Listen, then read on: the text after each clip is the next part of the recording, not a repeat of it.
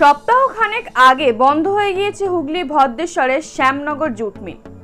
শুক্রবার সেই নিয়ে বিক্ষোভ দেখান স্থানীয় সাংসদ তথা এবারের লোকসভা ভোটে বিজেপির প্রার্থী লকেট চট্টোপাধ্যায়। তিনি রাজ্যের মন্ত্রী ইন্দ্রনীল সেন সহ তৃণমূলের একাধিক নেতার বিরুদ্ধে দুর্নীতির অভিযোগ তোলেন। চন্দননগর এবং ভদ্রেশ্বরের দুই তৃণমূল নেতা লকেটের অভিযোগে জবাবও দিয়েছেন। ইন্দ্রনীল সেন লকেটের রুচি এবং শিক্ষা নিয়ে প্রশ্ন তুলেছেন।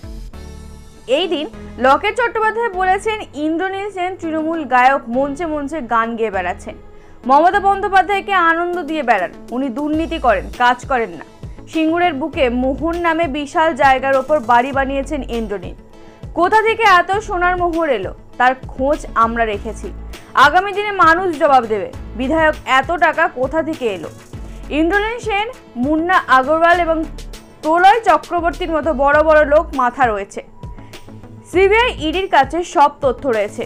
তখন বুঝতে পারবে যখন চন্দননগরের ঘরে ঘরে ঢুকবে কেন্দ্রীয় তদন্তকারী দল। লকেটের অভিযোগে জবাব জানাতে মন্ত্রী ইন্দ্রনীল সেনের সঙ্গে ইটিভি ভারতের তরফে কোনো যোগাযোগ করা হয়নি। উত্তরে তিনি বলেছেন, যে কোনো দলের নেতা মন্ত্রী তার রুচি এবং শিক্ষার কথা মাথায় রেখেই মন্তব্য করেন, বাকি কিছু বলতে চাই না। মানুষের জন্য যা করেছি তার ফল চন্দননগর বিধানসভা ভোটে মানুষ দেখছে, আগামী লোকসভা ভোটেও দেখবে।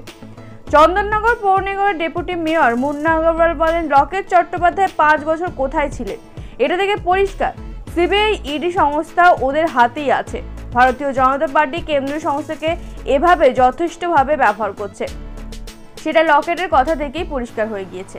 উনি ইন্দ্রনীল সেনের বাড়ির সঙ্গে কথা তুলেছেন বাড়ির সবার কাছে, কেউ স্টেশনে থাকে না।